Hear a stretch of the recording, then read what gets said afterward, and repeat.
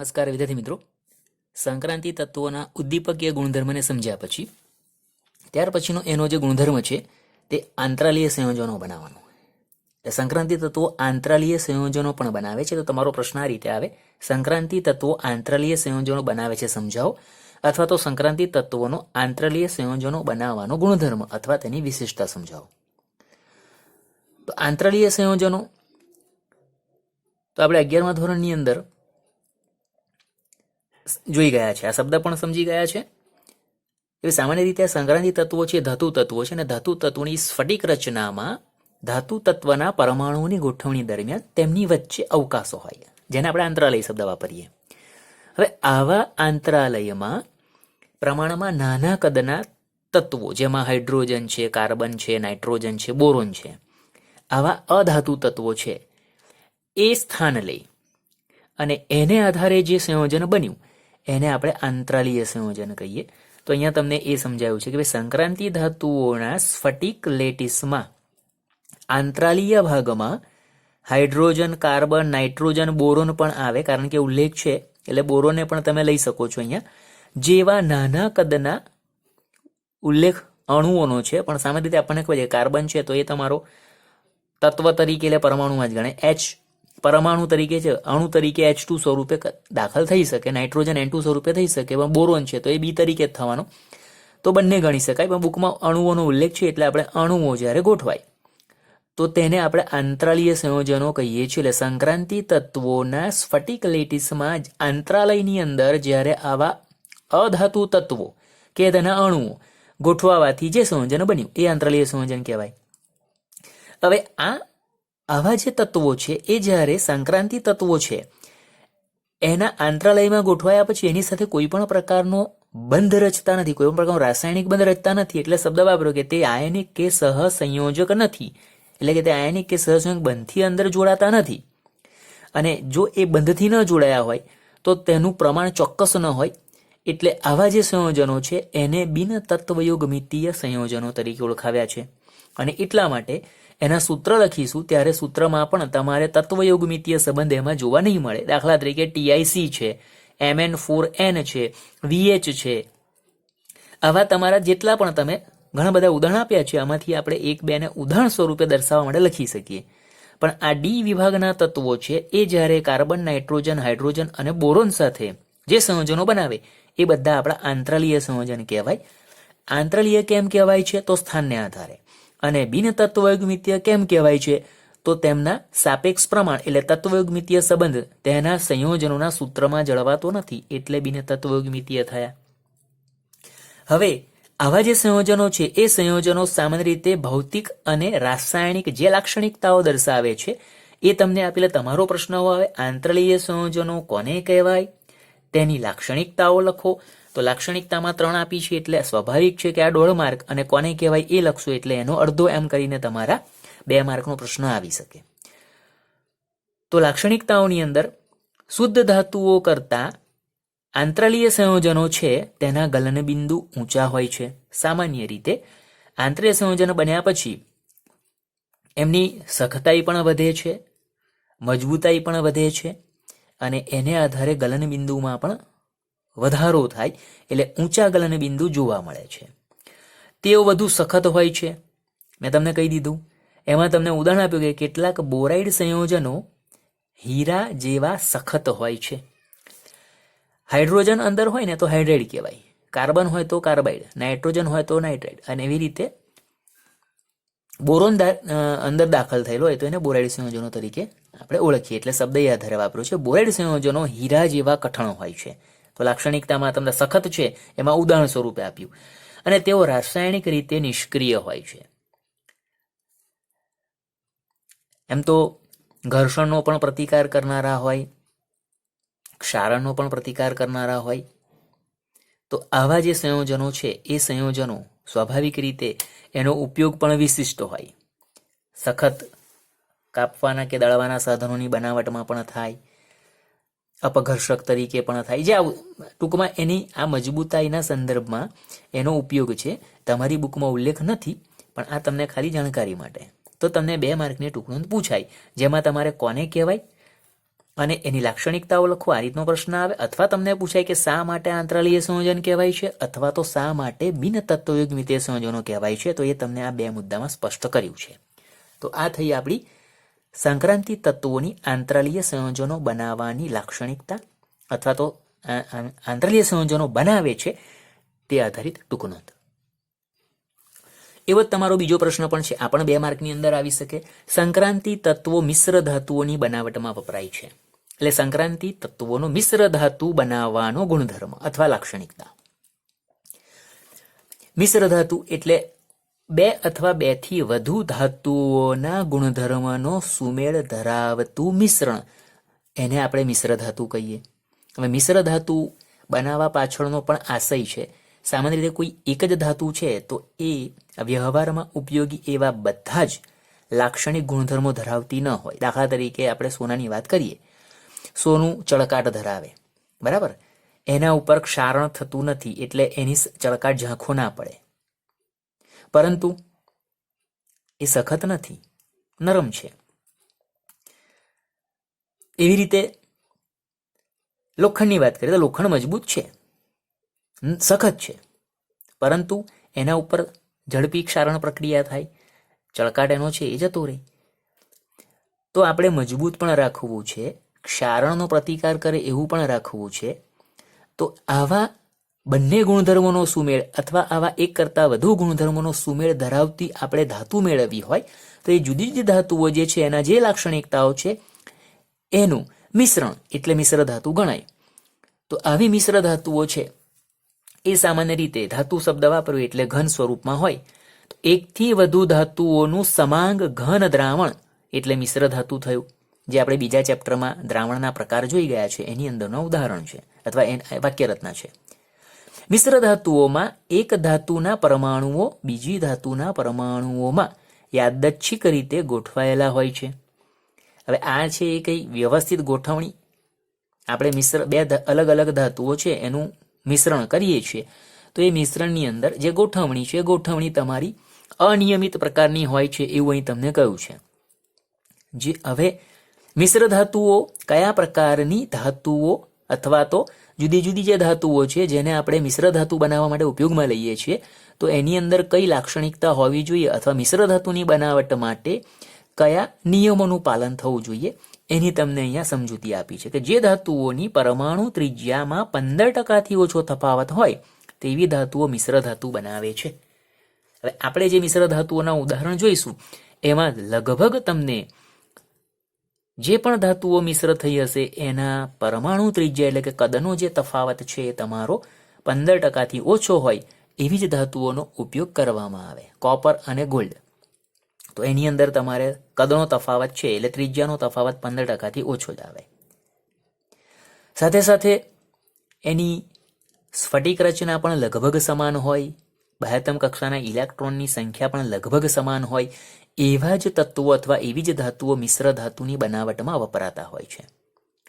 સંક્રાંતિ ધાતુઓની ત્રિજ્યાઓ અને અન્ય લાક્ષણિકતાઓ એમાં સામ્યતાના કારણે તેઓ સરળતાથી મિશ્ર ધાતુઓ બનાવે છે. ત્રિજ્યાના સંદર્ભમાં મેં કહ્યું કે સામાન્ય રીતે બધી જ સંક્રાંતિ ધાતુઓ છે એમાં તેમના ત્રિજ્યાનો તફાવત 15%થી ઓછો જ આવે.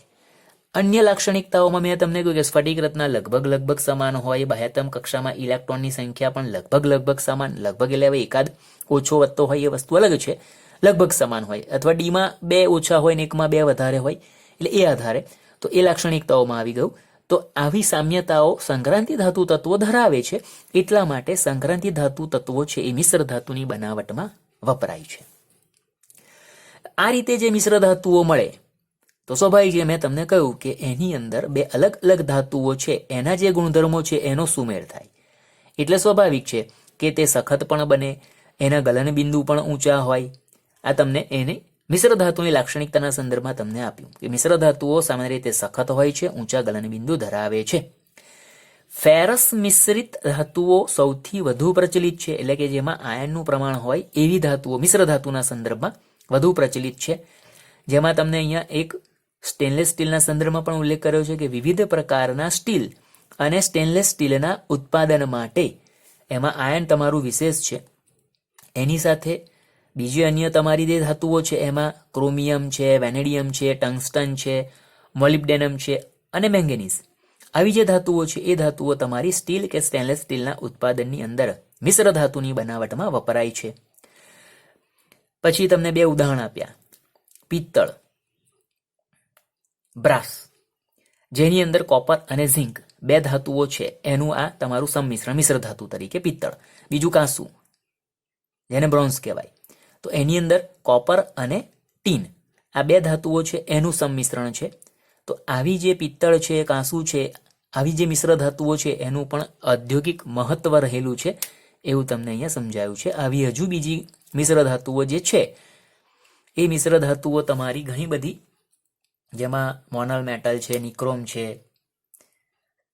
જર્મન સિલ્વર છે, આવી બધી મિશ્ર ધાતુઓ તમારી, જેમાં અગત્યનું આ બધી જ મિશ્ર ધાતુઓમાં સામાન્ય રીતે ડી વિભાગના તત્વો છે એ જ તમારા એકબીજા સાથે આવી રીતે સમાંગ દ્રાવણ બનાવતા હોય અને એના ઉપયોગ પણ એ પ્રમાણે વિશિષ્ટ હોય છે.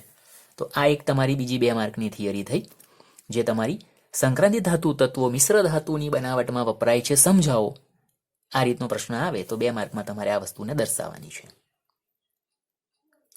ત્યાર પછી આપણો પ્રશ્ન છે જે તમારો 4 માર્કમાં પણ આવી શકે છે, 3 માર્કમાં પણ આવી શકે છે અને 2 માર્કમાં પણ આવી શકે છે. એ છે પોટેશિયમ પરમેંગેનેટ. આપણી જે સંક્રાંતિ ધાતુઓ છે એમાંની એક ધાતુ મેંગેનીઝ છે. એ મેંગેનીઝમાંથી બનેલું એક તમારું સંયોજન પોટેશિયમ પરમેંગેનેટ. તો તમને આ પ્રશ્ન છે એ અલગ અલગ રીતે આવી શકે. આપણે ક્રમમાં લઈશું. મેં તમને કહ્યું કે 2 માર્ક, 3 માર્ક અને 4 માર્ક સુધી પૂછી શકાય, જેમાં તમને પોટેશિયમ પરમેંગેનેટની બનાવટ કોમન 2 માર્કમાં લખાશે. બનાવટો તો એની અંદર તમારે 3 માર્કના સંદર્ભમાં તમને વ્યાપારી ધોરણે પણ પૂછાય, પ્રયોગશાળામાં બનાવટ પૂછાય, તો એ 2 માર્કમાં આ રીતે તમારે સમજવાનું છે. અત્યારે આપણે બનાવટ સમજાવો 4 માર્કમાં જઈએ તો તમારે અહીંયા જેટલી પણ બનાવટ આપી છે, 3 આપી છે અલગ અલગ, તો એ 3 બનાવટોને આપણે દર્શાવવાની રહી. બરાબર, તો એ આધારે આપણે સમજીએ અત્યારે પોટેશિયમ પરમેંગેનેટની બનાવટ. તો પોટેશિયમ પરમેંગેનેટની બનાવટમાં પહેલી જે તમને રીત આપી છે એ 2 સ્ટેપની અંદર છે, જે તમને 2 માર્કમાં સામાન્ય રીતે પૂછાય. તે મેંગેનીઝ ડાયોક્સાઇડ જે છે એની આલ્કલી ધાતુ, જેમાં હાઇડ્રોક્સાઇડ અને પોટેશિયમ નાઇટ્રેટ આવા જે ઓક્સિડેશન કરતા છે એની સાથે સંગલિત કરી, એટલે કે એની સાથે મિશ્ર કરી, એની સાથે પ્રક્રિયા કરી અને પોટેશિયમ મેંગેનેટ બનાવવામાં આવે. એટલે પહેલા સ્ટેપમાં આપણે આને આ રીતે પણ લખી શકીએ, મેંગેનીઝ ડાયોક્સાઇડની આલ્કલી ધાતુના હાઇડ્રોક્સાઇડ, એટલે તમારો પોટેશિયમ હાઇડ્રોક્સાઇડ આવી ગયો, એટલે આલ્કલી બેઝ તમારો થઈ ગયો. અને KNO3 જેવા ઓક્સિડેશન કરતાની હાજરીમાં સંગલિત કરી, એટલે એને હવાની સાથેની પ્રક્રિયા કરી, એમાંથી તમે પોટેશિયમ મેંગેનેટ મેળવો છો અથવા બનાવવામાં આવે છે. આ રીતે બનતો પોટેશિયમ મેંગેનેટ એ ઘેરા લીલા રંગનો તમારો પદાર્થ છે. તો એનું સમીકરણ જુઓ, MnO2 plus KOH plus O2 gives K2MnO4 plus H2O. સંતુલિત આપણે પછી કરીએ. પહેલા પ્રક્રિયકમાં મેંગેનીઝ ડાયોક્સાઇડ, આલ્કલી ધાતુ હાઇડ્રોક્સાઇડ એટલે KOH, અને ઓક્સિડેશન કરતા સાથે, એટલે આ તમારા KNO3 એ ઓક્સિડેશન કરતા છે, પરંતુ મુખ્ય તમારે અહીંયા સંગલિતનો મતલબ હવા સાથે પ્રક્રિયા O2 ને દર્શાવવાનો છે. ખાસ વાક્ય રચનામાં નથી, એટલે સમજ પડે. એટલે તો એમાંથી તમને K2MnO4 એટલે આ થયો તમારો પોટેશિયમ મેંગેનેટ K2MnO4, જેમાં Mn નો ઓક્સિડેશન આંક થશે તમારો +6. 4 દુ 8, 8માંથી 2 ગયા એટલે 6, અને સાથે સાથે પાણી બને. હવે અહીંયા જે સમીકરણ છે આ તમારું પોટેશિયમ મેંગેનેટ છે. પરમેંગેનેટ હજુ બનાવવાનું બાકી છે, જે ઘેરા લીલા રંગનો પદાર્થ છે. અહીંયા હવે જુઓ, Mn સંતુલિત કરવા માટે તમને યાદ રહી જતું વાંધો નથી, પરંતુ હું તમને ઓક્સિડેશન આંકથી આમાં બધામાં જરૂર છે, એટલે Mn નો ઓક્સિડેશન આંક +4, એમાંથી અહીંયા થયો +6, 2નો વધારો છે. KOHમાં કશું ઓક્સિડેશન રિડક્શન નથી, જે છે એ O2 છે. O2માંથી O-2 બન્યા છે, બંનેમાં જોઈ લો. તો એનો મતલબ O2માંથી O-2 બન્યા, એટલે એક ઓક્સિજન પરમાણુએ 2 ઇલેક્ટ્રોન સ્વીકાર્યા છે. તો O2 એટલે 2 ઓક્સિજન પરમાણુ છે, 4 ઇલેક્ટ્રોન મેળવે. હવે Mn 2 ગુમાવે છે અને 4 મેળવવાના છે.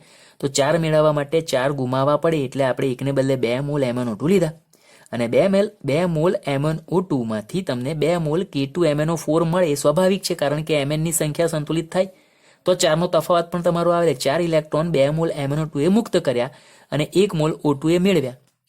એ ભલે પછી તમારા અહીંયા -2 4 મોલ અહીંયા O2 ના 2 મોલ એ પછી વાત છે, પણ આ રીતે થયું. એટલે આપણે પહેલા Mn ને બેલેન્સ કર્યા ઓક્સિડેશન આંકના તફાવતને આધારે, રેડોક્સ પ્રક્રિયાને આધારે. હવે પોટેશિયમ જુઓ, અહીંયા તમે Mn સાથે 2 ને કર્યા બેલેન્સ, એટલે પોટેશિયમની સંખ્યા તમારી 4 થઈ. એટલે સ્વાભાવિક કે આ K+4 છે એ તમારે KOH સાથે જ બેલેન્સ થાય, એટલે અહીં 4 KOH લખ્યા. હવે ડાબી બાજુ જમણી બાજુ હાઇડ્રોજન કોઈ જગ્યાએ નથી H2O ના સંદર્ભમાં, તો અહીંયા 4 હાઇડ્રોજન છે, અહીંયા H2O માં 2 છે, તો 2 વડે આગળ ગુણો એટલે હાઇડ્રોજન તમારા 4 બેલેન્સ થઈ ગયા. તો રહ્યા ઓક્સિજન 4 દુ 8 ને 2 10. તો અહીંયા તમારા આ 4 ને 4 8 તો હતા જ, O2 2 પણ આવી જ ગયા, 10 થઈ ગયા. આ રીતે તમે બેલેન્સ કરી શકો. ઓક્સિડેશન આંક તમને આવડતો હશે તો સામાન્ય રીતે રેડોક્સ પ્રક્રિયાઓ જે બેલેન્સ કરો છો એ આધારે તમને સરળતાથી કોઈ પણ અકાર્બનિક રસાયણની પ્રક્રિયાઓ છે એને સંતુલિત કરવાનું સરળ બનશે. તો આ રીતે જે પોટેશિયમ મેંગેનેટ બન્યો એ પોટેશિયમ મેંગેનેટની તટસ્થ અથવા એસિડિક દ્રાવણમાં વિષમીકરણથી પોટેશિયમ પરમેંગેનેટ મેળવી શકાય છે. એટલે પોટેશિયમ મેંગેનેટ છે એનું દ્રાવણ જે છે એને એસિડિક કરો તો એમાંથી એનું ઓક્સિડેશન પાછું Mn નું ઓક્સિડેશન Mn+6 છે એમાંથી Mn+7 થયા. ઓક્સિડેશન થશે પોટેશિયમ મેંગેનેટમાંથી પોટેશિયમ પરમેંગેનેટ બનશે કે MnO4 બનશે, જે તમારો ઘેરા જાંબલી રંગનો પદાર્થ છે. તો અહીંયા આપણે એને બેલેન્સ કરીએ. MnO4- આમાંથી આપણે ખાલી MnO4-2 ને લઈએ છીએ પોટેશિયમ મેંગેનેટમાંથી. MnO4-2 એસિડિક માધ્યમ એટલે H+ લીધા, જેમાં તમને MnO4- મળ્યા, MnO2 મળ્યા અને H2O મળ્યા. હવે અહીંયા જુઓ, Mn નો ઓક્સિડેશન આંક +6 માંથી +7 થયો, 1 નો વધારો. સાથે સાથે MnO2 પણ મળે છે. અહીંયા ઓક્સિડેશન આંક તમારો +4 થાય છે, તો +6 માંથી +4 પણ થાય. અહીંયા 2 ઇલેક્ટ્રોન સ્વીકારાય છે, રિડક્શન થાય છે, 1 ઇલેક્ટ્રોન ગુમાવીને ઓક્સિડેશન થાય છે. તો 1 ઇલેક્ટ્રોન ગુમાવે છે પણ અહીંયા 2 મેળવાય છે. તો 2 મેળવવા માટે આણે 2 ગુમાવવા પડે, એટલે આનો એક Mn નો રિડક્શન માટેનો અને બીજા 2 તમારા ઓક્સિડેશન મળે, કુલ 3 મોલ MnO4- ની જરૂર પડે, જેમાંથી 1 મોલ છે એ રિડક્શન પામે, 2 મોલ ઓક્સિડેશન પામે. ઓક્સિડેશનમાં 2 ઇલેક્ટ્રોન ગુમાવાય, રિડક્શનમાં 1 મેળવાશે, એટલે 2 મેળવાશે. આ રીતે તમારી રેડોક્સ પ્રક્રિયા સંતુલિત થઈ, એટલે તમારા Mn નું બેલેન્સ થઈ ગયું. બરાબર, આ 2 Mn વત્તા 1 3 Mn તો એ થઈ ગયા. હવે ઓક્સિજન બાકી રહ્યા, તો ઓક્સિજનમાં અહીંયા તમે જુઓ 4 દુ 8 અને 2 10. 10 તો થઈ ગયા, અહીં 12 છે, 12 માંથી 2 ખૂટે તો 2H2O લખો એટલે બેલેન્સ. તો એને આધારે તમારે 4H+ પછી લખાશે. તો આ રીતે MnO4 ની બનાવટની તમારી જે સામાન્ય રીતે 2 માર્કમાં પૂછાય એ તમારી રીત છે અહીંયા તમારી થાય. હવે આને મેં ખાલી તમે સમજી શકો એટલે પોટેશિયમ મેંગેનેટ છે તો K2MnO4, એસિડમાં આપણે HCl લઈએ છીએ તો HCl લીધા. બેલેન્સ જે છે એ જ મોલ સંખ્યાથી કરું, 3 મોલ K2MnO4, 4 મોલ HCl, જેમાંથી 2 મોલ તમને KMnO4 મળે, 1 મોલ MnO2 મળે, 4 મોલ KCl, કારણ કે આપણે અહીંયા K+ નથી ગણ્યા, અહીંયા Cl- નથી ગણ્યા, તો એ તમને KCl મળવાના અને 2H2O તમારા આ રીતે. એટલે આ રીતે પણ સમીકરણ લખાય, આ રીતે પણ લખાશે. તો આ થઈ એક રીત. બીજી રીતમાં તમને કે વ્યાપારિક સ્તરે એટલે વ્યાપારી ધોરણે MnO2 નું આલ્કલાઇન માધ્યમમાં ઓક્સિડેશન કર્યા બાદ મળતા મેંગેનેટ 6 ના વિદ્યુત વિભાજનથી. એટલે અહીંયા તમારે આપણે જે ઉપર જોયું ને કે ભાઈ મેંગેનીઝ ડાયોક્સાઇડ છે એની આલ્કલાઇન ધાતુ હાઇડ્રોક્સાઇડ એટલે આલ્કલી તમારું જે છે હાઇડ્રોક્સાઇડ એની સાથેની આપણી જે પ્રક્રિયા છે જેમાંથી તમને પોટેશિયમ મેંગેનેટ મળે છે, તો એ જ તમારું સ્ટેપ છે.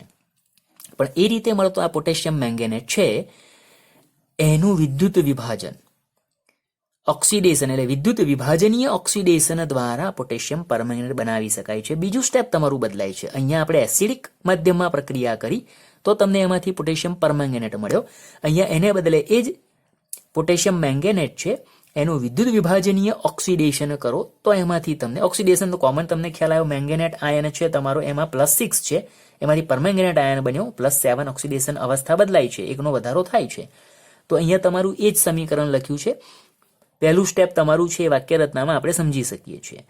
તો અહીંયા આ વસ્તુ બતાવી કે ભાઈ વ્યાપારી ધોરણે જ્યારે આપણે પોટેશિયમ પરમેંગેનેટ બનાવવો છે તો મેંગેનીઝ ડાયોક્સાઇડમાંથી બનાવેલા પોટેશિયમ મેંગેનેટ જેનું વિદ્યુત વિભાજનીય ઓક્સિડેશન કરીએ તો એમાંથી તમને પોટેશિયમ પરમેંગેનેટ મળે છે. MnO4 minus MnO4 minus 1 MnO4 minus 2 માંથી MnO4 માઇનસ 1. બરાબર, બધું એનું એ જ છે, માત્ર એક ઇલેક્ટ્રોન તમારો છે એ અહીંયા મુક્ત થાય છે, પ્લસ ઈ માઇનસથી તમે દર્શાવી શકો એને, જે અહીંયા આપણે સમજાયું આ રીતે. તો આ થઈ બીજી રીત. ત્રીજી રીત આપી છે પ્રયોગશાળામાં, એટલે પ્રયોગશાળામાં પોટેશિયમ પરમેંગેનેટની બનાવટ, જેમાં મેંગેનીઝ સેકન્ડ આયન જે ક્ષાર સ્વરૂપે હોય એમાંનો અહીંયા આયન સ્વરૂપે પ્રક્રિયા લખી છે, એટલે મેંગેનીઝ સેકન્ડ આયન છે એની પેરોક્સો ડાયસલ્ફેટ એની સાથે ઓક્સિડેશન પ્રક્રિયા થાય તો એમાંથી તમને પોટેશિયમ પરમેંગેનેટ મળે. અહીંયા સમીકરણમાં જુઓ Mn+2 એટલે તમારો મેંગેનીઝ +2 ઓક્સિડેશન અવસ્થા ધરાવતો આયન છે, જેમાં તમે MnCl2 પણ લઈ શકો, MnSO4 પણ લઈ શકો. અને પેરોક્સો ડાયસલ્ફેટ એમાં સોડિયમ કે પોટેશિયમ છે તમારો, એનું આ સંયોજન છે, એનો આયન છે. અત્યારે આ બે વચ્ચેની પ્રક્રિયામાં Mn નું ઓક્સિડેશન MnO4 માઇનસમાં થશે અને S2O8 -2 પેરોક્સો ડાયસલ્ફેટ છે એનું રિડક્શન SO4 -2 માં થાય. તો સમીકરણ તમારું છે Mn+2 plus S2O8 -2 plus H2O gives MnO4 minus plus SO4 -2 plus H plus. હવે અહીંયા જુઓ Mn ઓક્સિડેશન કારણ કે સંતુલન કરવું છે આપણે, તો Mn ઓક્સિડેશન +2 છે, જેમાંથી MnO4 માઇનસમાં થયો +7, +2 માંથી +7 એટલે 5 નો વધારો, એનો મતલબ Mn એ 5 ઇલેક્ટ્રોન ગુમાવ્યા છે. હવે રિડક્શન જોઈએ S2O8 -2, જેમાં સલ્ફરનું ઓક્સિડેશન 8 × 16, 16 માંથી 2 ગયા એટલે 14, 14 ભાગ્યા 2 કરો એટલે +7 છે, જેમાંથી SO4 -2 4 × 8, 8 માંથી 2 ગયા એટલે +6 છે. તો અહીંયા +7 માંથી +6 1નો ઘટાડો થાય છે, અહીંયા 5નો વધારો થાય છે. બરાબર, પણ S2O8 -2 માં S2 છે એટલે સ્વાભાવિક છે કે આપણે અહીં 2 SO4 -2 લખવા જ પડે સલ્ફરને બેલેન્સ કરવા. તો એક સલ્ફરનો ઓક્સિડેશન +3 હતો તો 2નો +6, અહીંયા એક સલ્ફરનો ઓક્સિડેશન 7 હતો તો અહીંયા થયો 8 × 16 માંથી 2 ગયા એટલે 14 ભાગ્યા 2 એટલે 7, 2 માટે 14.